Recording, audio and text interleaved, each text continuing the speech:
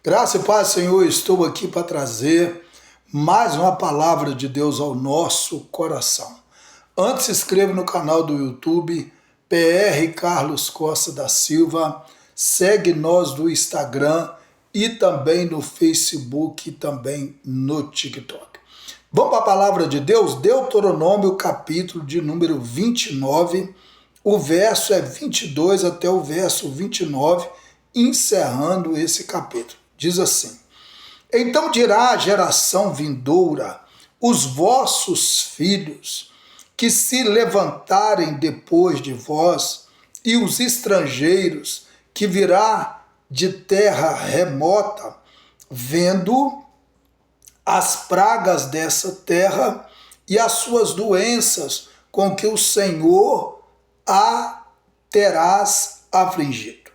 E toda a sua terra abrasada como enxofre e sal de sorte, que não será semeada e de nada produzirá, nem nela crescerá erva alguma.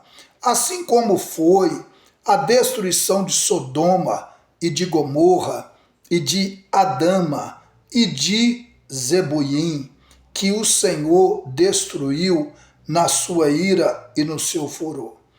E todas as nações dirão: por que fez o Senhor assim como essa terra? Qual foi a causa do furor dessa tão grande ira? Então se dirá: porquanto deixaram a aliança do Senhor, Deus dos seus pais, que com eles tinham feito quando os tirou da terra do Egito.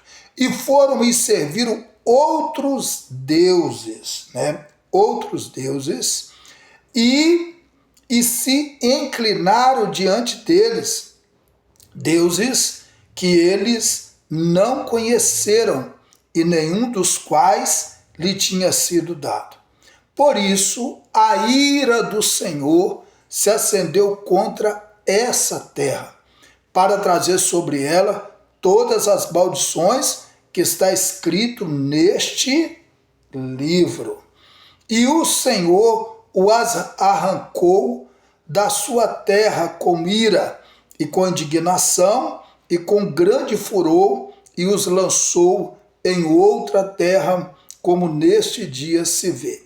As coisas encobertas pertencem ao Senhor, nosso Deus, porém as reveladas nos pertencem a nós e os nossos filhos para sempre, para que cumpramos todas as palavras dessa lei.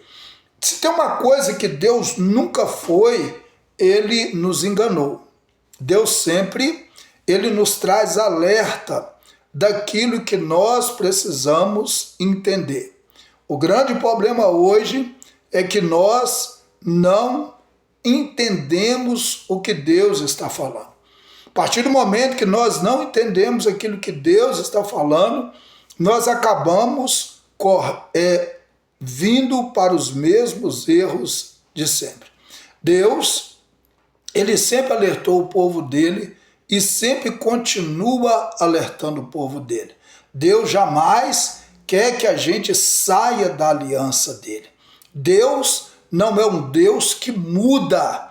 Deus não é um Deus que vai favorecer para nós. Eu vou fazer isso aqui para vocês, mas se tiver muito pesado, tá? Não. Deus, ele estabelece um povo e o povo precisa estar submisso àquilo que ele está falando, mas eu não sou obrigado a fazer isso. Verdade, ninguém é obrigado. O povo lá também não era obrigado.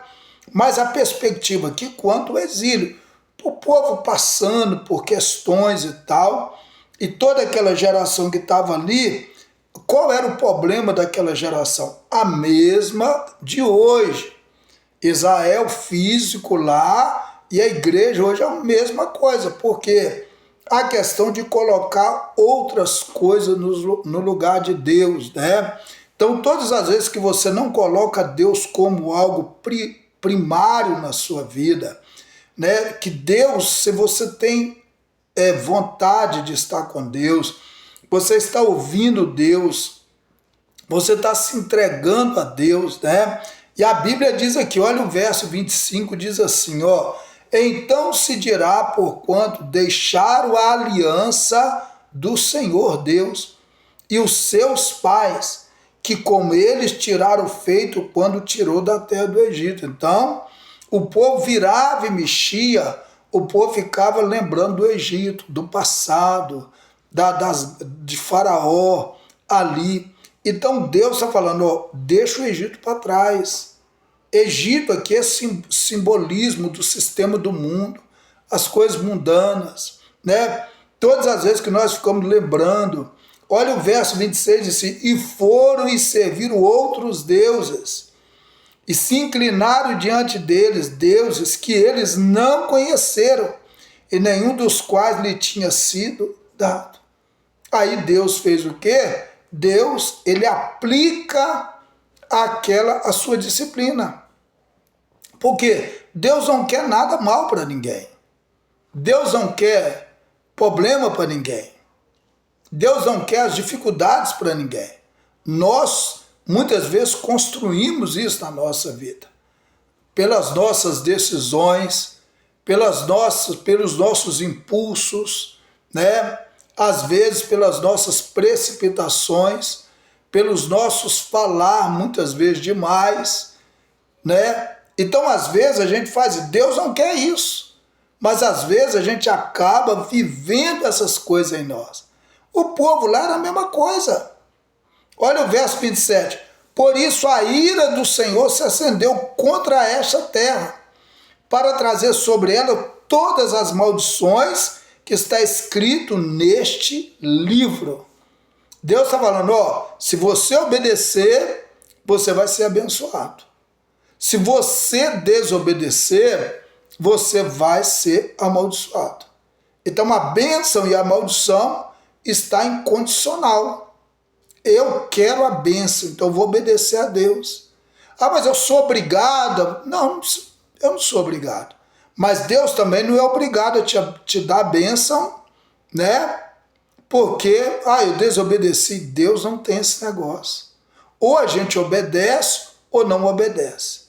A obediência, ela vai trazer sucesso na minha vida, mesmo diante das dificuldades, mesmo diante das provações, mesmo diante das adversidades, mesmo diante das perseguições, mesmo diante de uma terra, talvez, que não produz, que não tem produtividade, mesmo diante de um lugar que tem oposições. Mas se eu obedeço a Deus, eu vou ter sucesso. Porque nós lemos o capítulo 28, que nós falamos sobre isso. Do verso 1 até o verso 14, só bênção de Deus. Do verso de número 15 até o 44, nós vimos só maldição. Agora nós vimos no capítulo 29 a mesma coisa. Deus falando, ó, vocês precisam mostrar para essa geração que está vindo. Porque senão elas vão ser igual a vocês. Vão sofrer, vão ter muitas coisas ruins. Agora, aqueles assim teriam que ensinar as outras gerações.